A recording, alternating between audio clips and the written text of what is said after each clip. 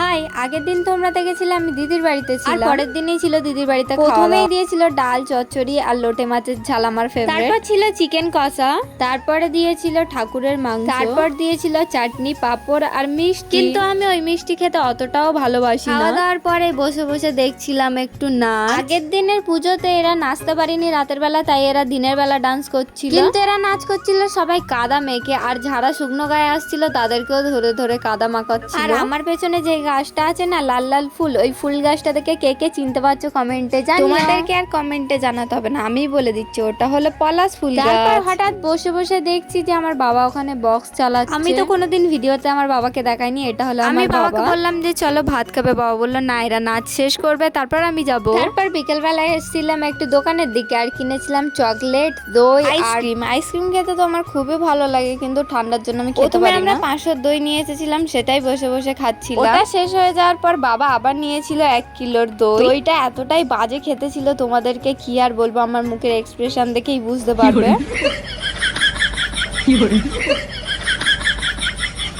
আমি এখন সন্দেশ খেতে থাকি, আর তোমরা চ্যানেলটাকে সাবস্ক্রাইব আর ফলো করে দিও। দেখা হবে পরে।